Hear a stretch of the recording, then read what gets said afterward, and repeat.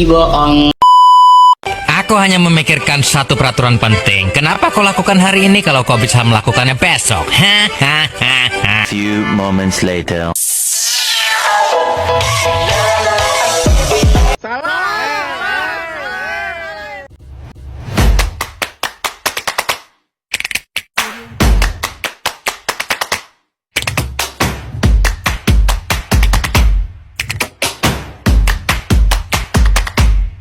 Hai, assalamualaikum warahmatullahi wabarakatuh. Di sini saya Laila akan menjelaskan tentang definisi kepribadian secara umum. Nah, kepribadian secara umum itu ialah sebuah keseluruhan cara seseorang dalam berinteraksi, bereaksi, dan berperilaku, yang dimana itu mencakup seluruh kebiasaannya, sikapnya, dan sifat-sifatnya. Nah, kepribadian di sini juga dapat diartikan sebagai sebuah ciri-ciri yang menonjol pada diri seseorang. Para ahli juga mengemukakan definisi menurut mereka.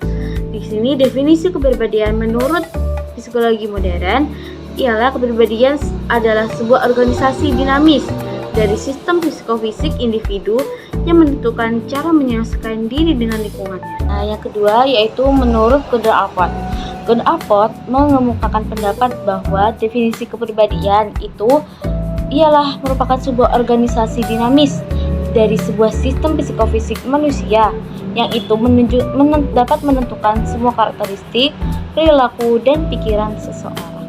Yang ketiga yaitu menurut Koswara berpendapat bahwa kepribadian itu ialah sebuah kebiasaan, sebuah sikap dan sifat yang dimiliki oleh seseorang, yang dimana semua itu akan berkembang apabila dia berinteraksi dengan orang lain. Di sini kepribadian seseorang itu juga dapat dipengaruhi oleh berbagai faktor-faktor. Yang pertama, faktor genetik. Nah, genetik atau warisan gen dari orang tua itu dapat menentukan aspek tertentu dari kepribadian seseorang. Contoh-contohnya yaitu yang pertama seperti tingkat ekstroversi atau neurotisme. Nah, yang kedua yaitu faktor lingkungan. Hal-hal yang didapatkan di dalam sebuah lingkungan, yaitu contohnya dalam lingkungan keluarga, lingkungan pertemanan, lingkungan kebudayaan, lingkungan sekolah itu semuanya dapat mempengaruhi perkembangan kepribadian dari semua orang. Nah, yang ketiga yaitu tentang faktor pendidikan. Pendidikan itu dan pengalaman belajar dapat membentuk sebuah pemikiran, nilai-nilai, dan dapat menambah preferensi. Yang keempat, tentang faktor pengalaman hidup. Pengalaman hidup atau biasa disebut dengan peristiwa yang dialami, baik itu peristiwa positif maupun negatif, dapat juga mempengaruhi perkembangan kepribadian seseorang. Yang kelima, itu ada faktor keluarga. Hubungan keluarga, yaitu hubungan dengan orang tua, dengan saudara kandung, itu juga dapat membentuk pola perilaku dan juga hubungan sosial seseorang. Nah, yang keenam, ada faktor lingkungan fisik. Lingkungan fisik yaitu sebuah tempat tinggal seperti kenyamanan, keamanan, dan fasilitas-fasilitas yang mendukung itu dapat juga memberikan lingkungan yang positif untuk sosialisasi primer dan dapat mengembangkan kepribadian dan dapat membuat kepribadian seseorang lebih baik. Di sini saya akan mengungkapkan kritik saya terhadap teori Adler.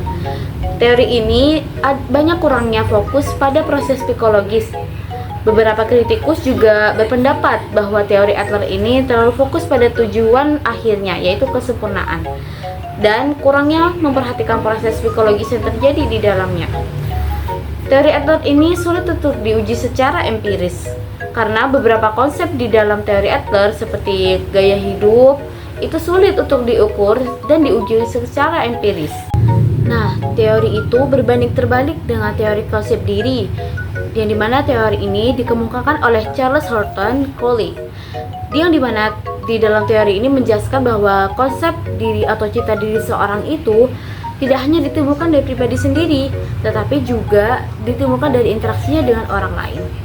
Nah, sedangkan teori yang tadi itu terlalu fokus kepada dirinya sendiri, jadi saya kurang suka seperti itu. Nah, pendapat saya tentang semua perbedaan teori dan pendapat oleh para ahli dan para tokoh itu tidak ada yang benar, tidak ada yang salah, karena menurut saya kepribadian itu sendiri bisa dikembangkan oleh diri sendiri dan juga bisa dikembangkan dengan melakukan sebuah interaksi dengan orang lain. Seperti itu. Mungkin cukup itu saja yang bisa saya sampaikan, kurang lebihnya mohon maaf semuanya. Akhir kalam, wassalamualaikum warahmatullahi wabarakatuh.